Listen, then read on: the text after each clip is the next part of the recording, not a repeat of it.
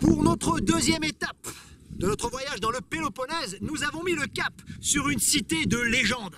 Sachez qu'elle est derrière moi.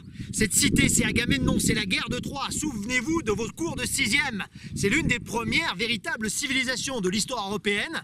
Des tombeaux magnifiques, une citadelle énorme, la porte des lions. Bienvenue à Mycène.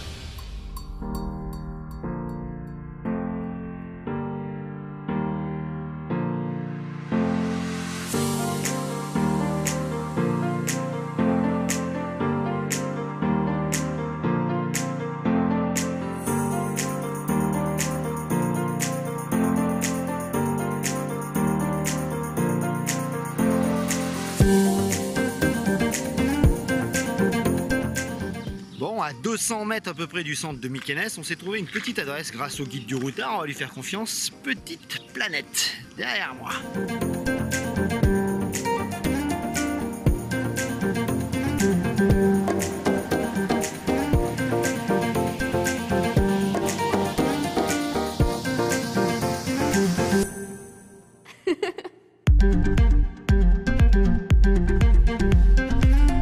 Il faut savoir que le patron était fou de français et également du Petit Prince.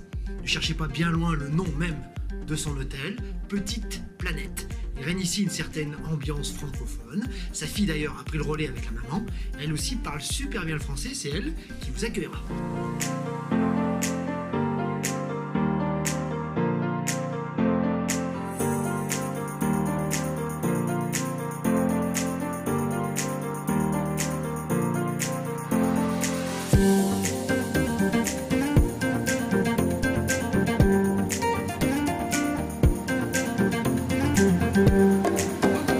Alors on est avec Vasiliki. Elle parle français évidemment, son papa, le Petit Prince un petit peu. On est aux Petites Planètes comme je vous l'ai dit. Alors l'accueil génial, on n'a jamais été accueillis comme ça, on se croirait presque dans la famille. Hein. Une piscine de malade, c'est le deuxième atout. On est quoi, à 1,5 km à peine du site de Mycène, on est quasiment dans le site. Bon je rigole mais presque. Et puis c'est vrai que la terrasse qui donne sur la vallée d'Argos au loin, superbe. Une adresse qu'on vous recommande donc sur Mykènes, c'est un de nos coups de cœur. Club des Baroudeurs. Merci. Merci, merci.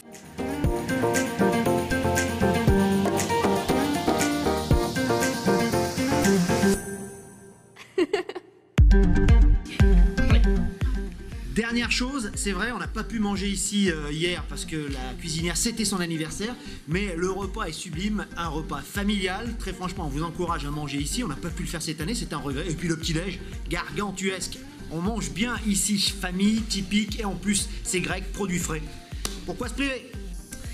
Enfin, l'instant critique, c'est vrai que les chambres ont pas mal vieilli. C'est assez daté années 70-80, hein, la moquette, etc. Mais bon, c'est vrai que l'accueil rattrape le tout. Sachez également que les lits sont un peu durs. Pour le reste, c'est vrai que pour le prix, une cinquantaine d'euros, on est passé par Booking, on peut passer en direct. Franchement, ça les vaut largement. Il y a plus de points positifs que de points négatifs. On reviendra. Mycène, c'est un lieu mythique, chargé d'histoire, de légendes et de sang.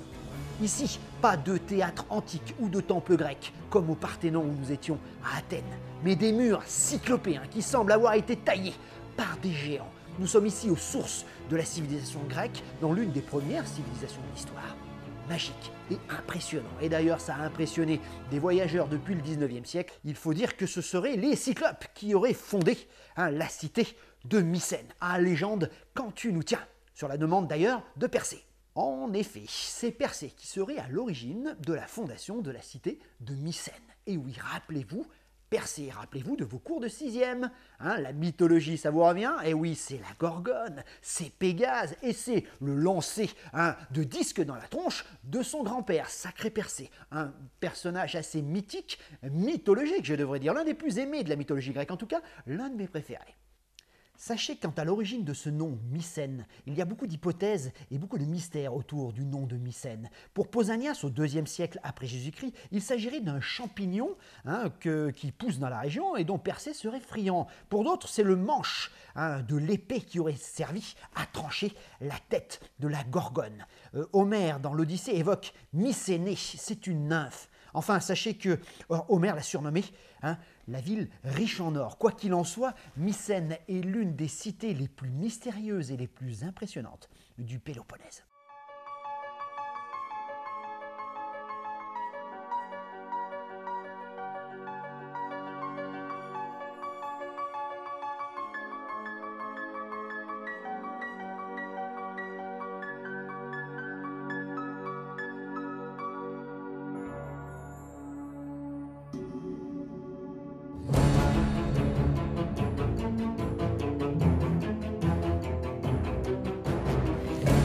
Bon, les deux sites de Mycène, la citadelle et le trésor d'Atrée, c'est 12 €. C'est pas donné, mais c'est vrai que c'est l'un des sites les plus spectaculaires et en tout cas les plus connus du Péloponnèse. 6 € pour les étudiants, gratuit pour la petite. Ça commence à faire cher les visites sur la Grèce. Le plus beau monument de Mycène n'est pas la citadelle même, il est 50 mètres avant. Sur la gauche, quand vous montez, il s'agit du trésor d'Atrée. Ce n'est pas un trésor d'ailleurs, mais un tombeau royal monumental qui date du XIVe siècle.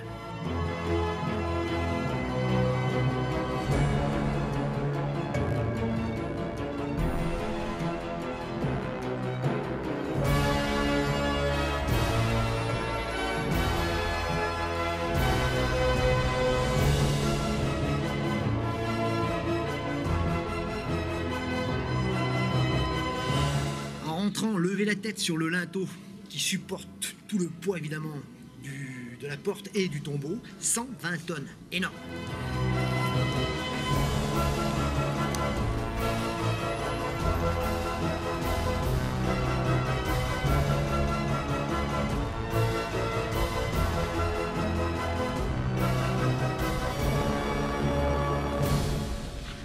Le Tholos fait 14 mètres de haut, autant dire la plus grande coupole circulaire jamais construite avant celle du Panthéon à Rome en 118 après Jésus-Christ. L'acoustique est fantastique.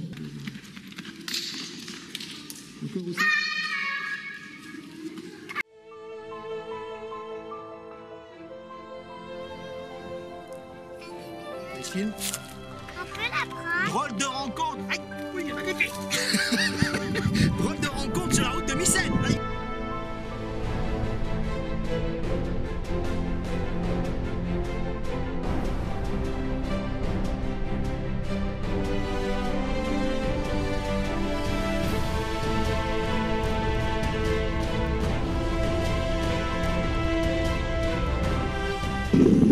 Avant de monter à la citadelle, vous descendez.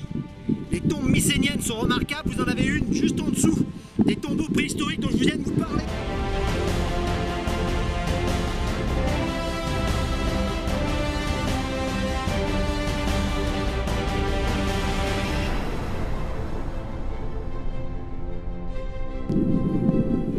La tombe de Clytemnestre est bien mieux conservée que celle d'Égiste juste à côté, en partie effondrée.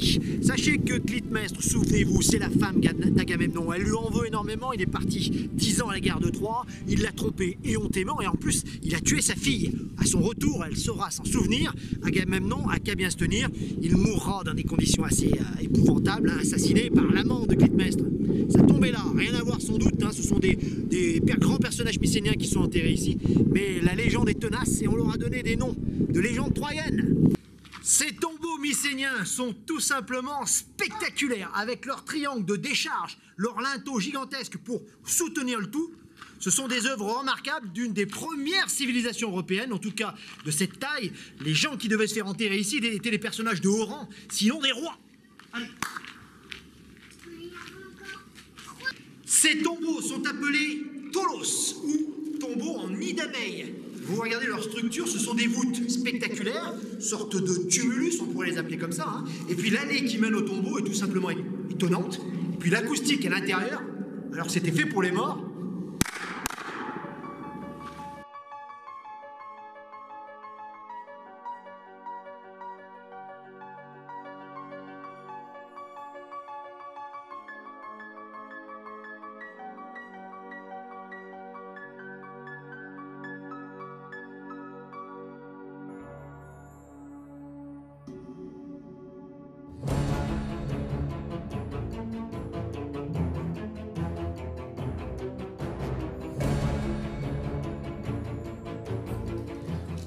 On pénètre dans la ville haute ou citadelle par la gigantesque, la légendaire et la plus connue porte de la ville, la porte des lions ou des lionnes, datant du XIIIe siècle avant Jésus-Christ. Sachez que cette porte et cette sculpture est sans doute la sculpture monumentale la plus ancienne en Europe.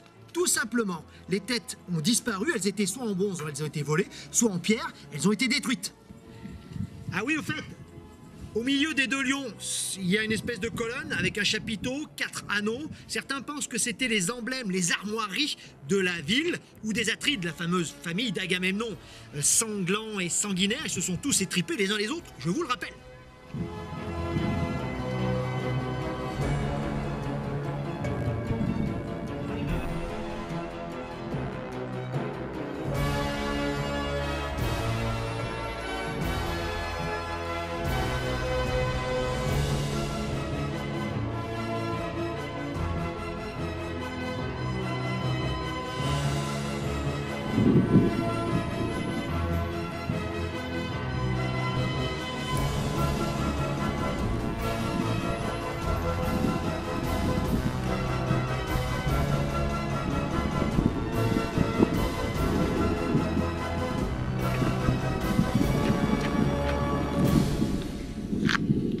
Le cercle royal et les tombeaux. C'est ici que Schliemann, au XIXe siècle, aurait trouvé le fameux trésor d'Agamemnon avec le masque qu'on a vu, rappelez-vous, au musée archéologique d'Athènes. Évidemment, c'est complètement faux. Il a cru avoir découvert Troie aussi, ce cerf Schliemann, assez fantaisiste, mais on lui doit quand même de belles découvertes, et notamment la découverte de la civilisation mycénienne. Pour la petite histoire, Heinrich Schliemann, c'est bien plus qu'un archéologue, c'est un aventurier, c'est un chasseur de trésors, un brin menteur. En octobre 1876, il est au fait de sa reconnaissance et de sa popularité. En effet, il vient de découvrir la mythique Troie, celle de Paris, d'Hector et du roi Priam, sur les côtes turques à Hisarlik actuelle. Il a également découvert un fabuleux trésor et rien que pour ça, il fait la une de tous les journaux et on se presse pour l'interviewer. Un brin menteur, je l'ai dit, pourquoi? Car le trésor de Priam semble être la réunion de plusieurs trouvailles en fait, faites pour faire le buzz à cette époque. Il sait manier la presse et il sait également manier sa popularité, Heinrich Schliemann. Loin de se reposer sur ses lauriers, il traverse la Méditerranée et la mer Égée pour se rendre en Grèce. Il recherche maintenant les ennemis des Troyens, les Achéens et leur mythique et légendaire roi Agamemnon. Direction la cité de Mycène, où là aussi, il va faire de fantastiques découvertes. Il a vraiment de la chance et on peut dire quand même qu'il a le nez creux, Heinrich Schliemann. Et la découverte est énorme. Sous la pioche et sous les mains des premiers ouvriers apparaît un fabuleux trésor. Il n'y a pas que de l'or, évidemment. Il y a également des armes qui viennent nous rappeler que cette première civilisation était une société dominée par les guerriers. Boucliers avec défense de sangliers, épées, dagues, arcs finement sculptés, etc. Les épées sont recouvertes d'or. Fabuleux. Et les bijoux des femmes. Ah, les bijoux des femmes. Tous ces trésors sont évidemment visibles au musée archéologique où nous étions à Athènes. Sachez qu'on a également découvert un œuf d'autruche à l'intérieur. Et oui, et puis évidemment la star incontestée des tombeaux, ce masque funéraire en or, c'est le masque d'un roi, se dit Schliemann, forcément. Et le raccourci est très très rapide, c'est évidemment le masque d'Agamemnon. Après le trésor de Priam, Schliemann a découvert le trésor d'Agamemnon. Ah, sacré Schliemann, beaucoup d'imagination quand même. À quoi correspondaient ces cercles autour des tombes? C'était sans doute couvert, des dalles gigantesques, taillées par des géants. Sachez qu'il reste encore bien des mystères sur la civilisation mycénienne. L'écriture, le linéaire B notamment, Schliemann a certes avancé des hypothèses qui sont complètement fausses. Pour le reste, c'est une civilisation qui reste encore très méconnue. L'une des premières de l'histoire, je vous l'ai déjà dit.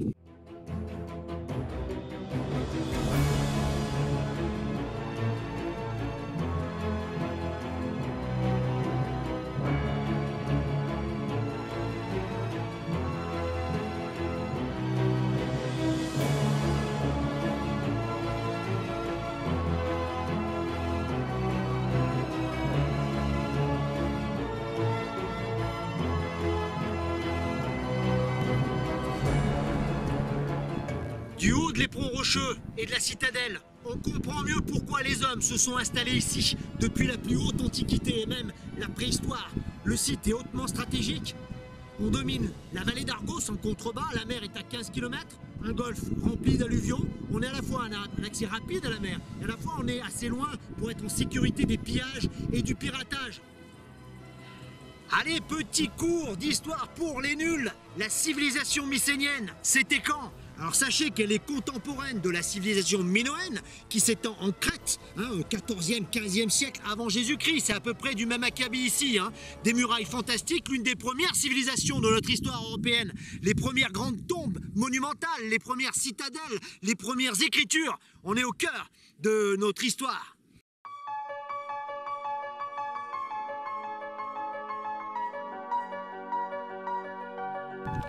On termine la visite par le palais au sommet de la citadelle. On est dans le cœur économique, politique et religieux de la cité de Mycène. Sachez que c'est ici que le roi siégeait, c'est ici qu'il faisait ses affaires et dominait la ville, la plaine d'Argos de toute sa puissance.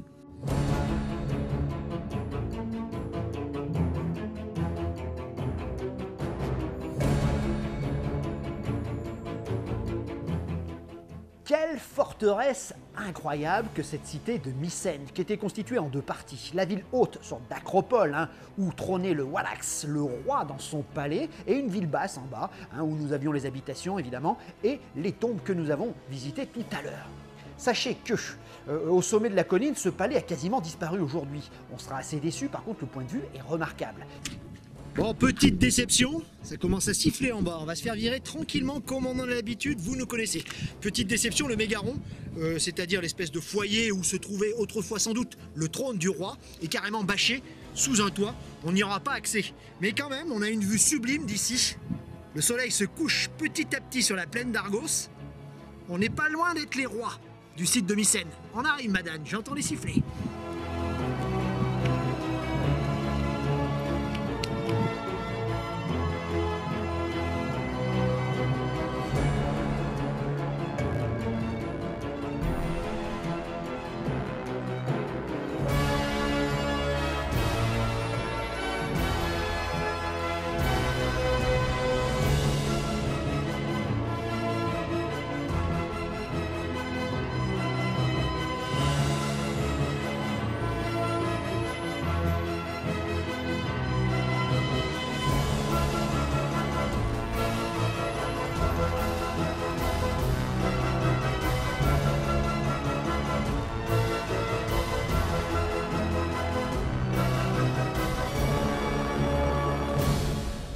Merci. Merci. On reviendra. Merci, madame. À la prochaine fois. Bon, pour retourner sur Nauplie, les choses sont plutôt simples. Normalement, un Golden Mycéna, on est à la sortie du village, en face d'un magasin, ça se prend au bord de la route là. Normalement, départ 11h pour le premier, mais attention, 15 août c'est férié ici aussi, on n'a pas fait attention au truc. Et à mon avis, on est coincé. On va peut-être essayer de récupérer le bus d'Athènes qui va à Nauplie. Plus loin, mais là, c'est chaud les marrons.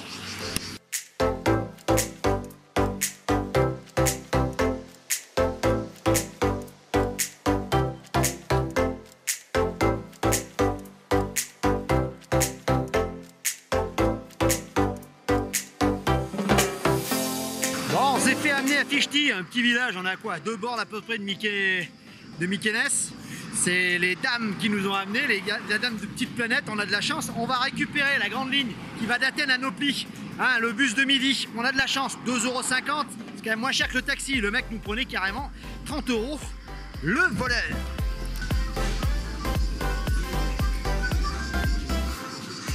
Le bus s'arrête juste devant le petit troquet, c'est là qu'on prend d'ailleurs les billets, ça fait barre, ça fait Bus Station, ça fait un peu tout. Une petite bière grecque.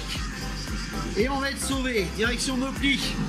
Quand rien n'est prévu, tout est possible. Même le moins bon. Santé. Bon, Fichti, c'est Fichti. Hein. Bon, je rigole un petit peu, mais sachez que le bus va arriver par là. Il faut se mettre au bord de la route, faire coucou. Sinon, s'il voit personne, il s'arrête pas. Donc restez pas trop à boire votre bière hein, dans le café du commerce. Sinon, le bus va vous passer sous le nez.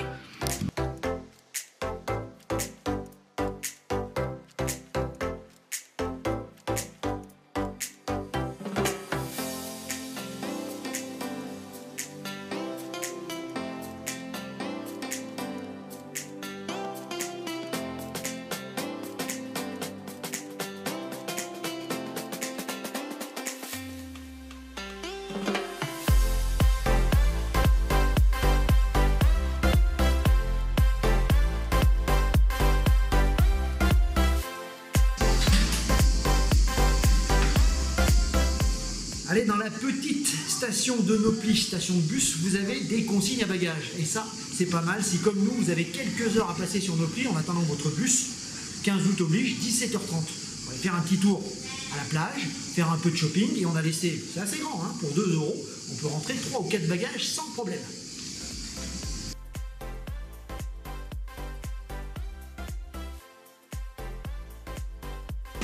Allez, 17h30, on est à Nopli, direction Épidore. En tout cas, nous, on va loger à Ligurio, très proche d'Épidore, 4-5 km du site. On est parti, c'est le 15 août, donc il n'y a pas beaucoup de bus, mais le reste de la semaine, il y a pas mal de bus qui desservent Ligurio, Épidore, etc. Allez, go.